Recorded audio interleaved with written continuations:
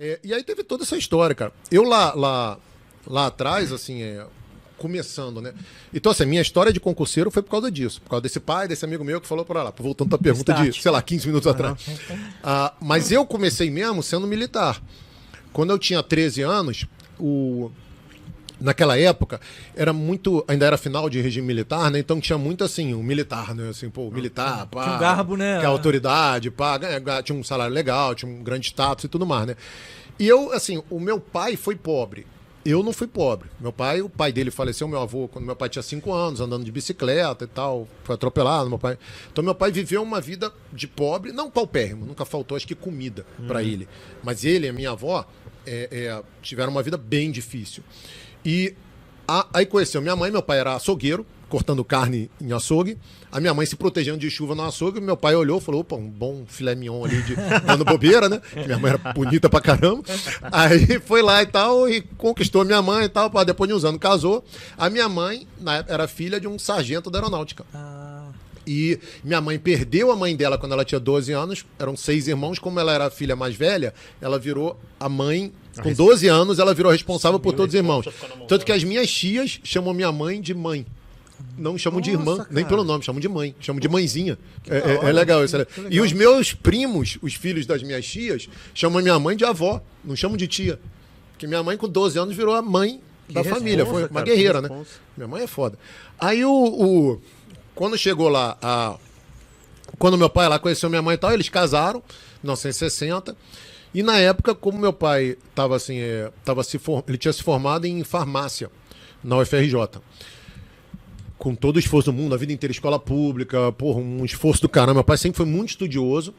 Ele trabalhava o dia inteiro em açougue, essas coisas, e virava à noite estudando em biblioteca.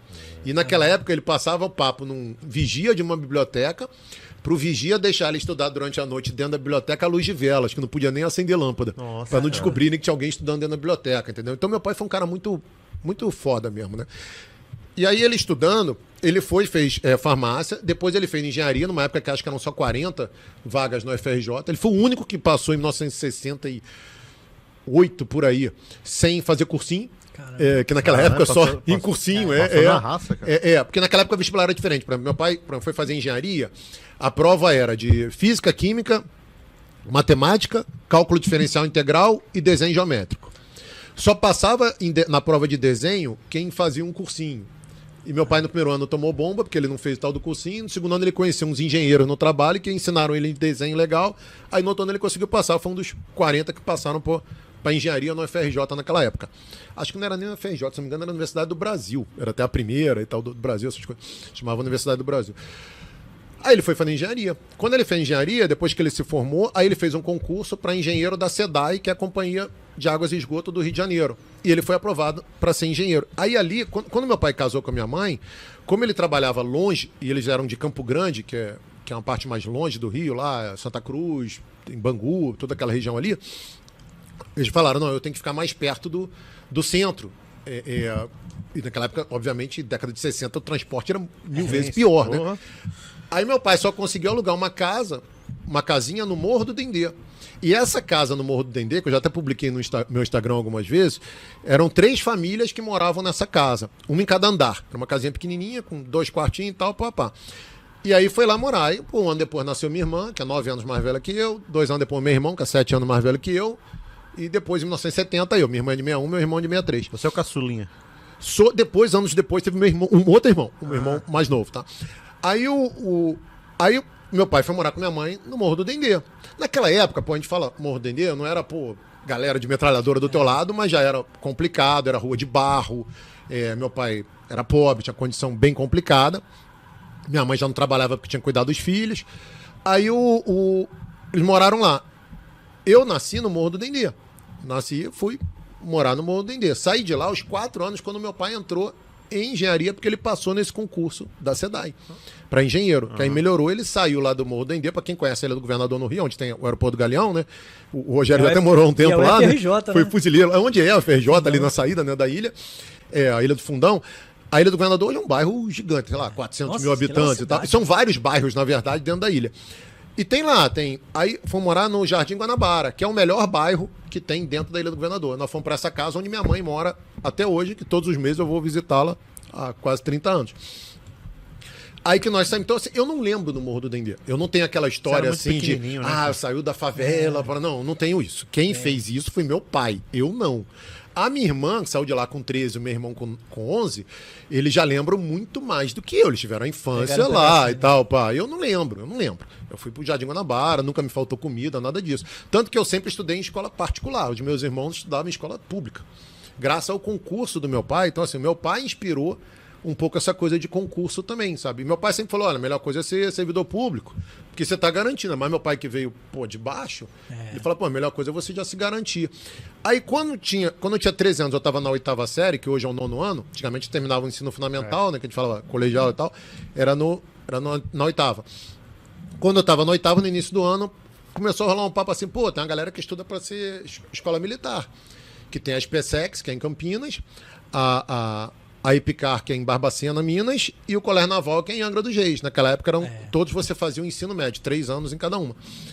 Só que eram provas, cara, não tinha prova no Brasil que era mais difícil que aquilo. Nem vestibular de medicina era difícil igual aquilo. Foda, né? Era muito foda. Só que era só pra homem, né?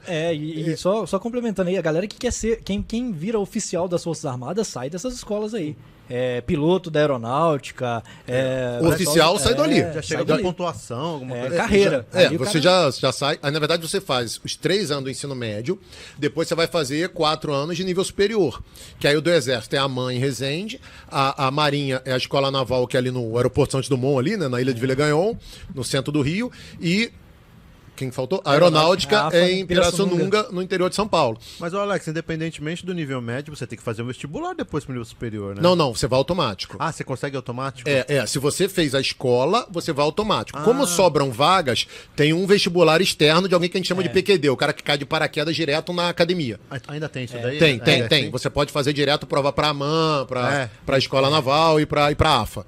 Que é da aeronáutica. E é igual lá na AFA, por exemplo, para ser piloto não tem vaga para todo mundo. Então, é limitado. É quase que ali você pega os melhores ali, só os no Exército são várias forças, várias armas, né, que falam. Você tem ali artilharia, engenharia, infantaria, material bélico, comunicações, intendência. E pela classificação, durante os 4 anos de você na AMAN, é que você, pela classificação, cada um vai escolhendo. Igual como se fosse um concurso. Tem tantas vagas para intendência, tanta vaga para engenharia. Você que for o 01 geral, o que você quer? Eu quero intendência. Aí matou uma de intendência. Os últimos sobra a última arma. Entendi. É mais ou menos isso.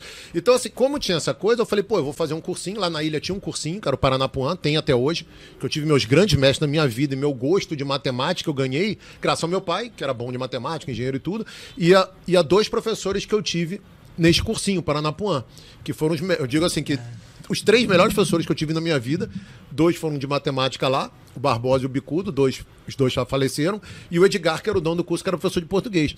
Aí ali eu tirei um ano para estudar português e matemática igual um doido, na minha 8ª série, com 13 anos. Eu estudei muito. Eu fazia escola de manhã, que era o Lemos Cunha, que é na ilha mesmo, eu ia a pé, fazia a escola de manhã e à tarde estudava igual um doido e à noite era o cursinho. Eu pegava um ônibus que levava meia hora, que era lá no final da ilha, lá nos bancários, 901, Jardim Guanabara bancário. Eu pegava um ônibus, tem até hoje, pegava um ônibus, fazia o cursinho à noite e voltava para casa e ainda estudava um pouco antes de acordar às 6 horas da manhã para ir para a escola. E começava a matar a aula direto na escola para poder estudar mais para as provas militares, que é uma prova por ano até hoje. Caramba, cara. E era difícil, com 13 anos. Com 13 anos você já ter essa mentalidade, entendeu? Maturidade. Só que assim, era o que meu pai falava. Não, o orgulho era você ter uma filha professora e um filho que era militar ou era do Banco do Brasil ou da Petrobras. Era o orgulho, né, de cada um, né? Daquela época. Então eu fiquei ali estudando, cara, igual um doido. Aí quando chegou no final do ano, você fazia a prova era no Maracanã. A prova era na arquibancada do Maracanã, em novembro, dezembro ou janeiro, novembro, dezembro. Um calor. De um calor. Um calor bem agradável. Hoje em dia o pessoal vai fazer prova na escola. Que absurdo, na minha sala não tinha ar-condicionado. Eu falo, meu Deus do céu.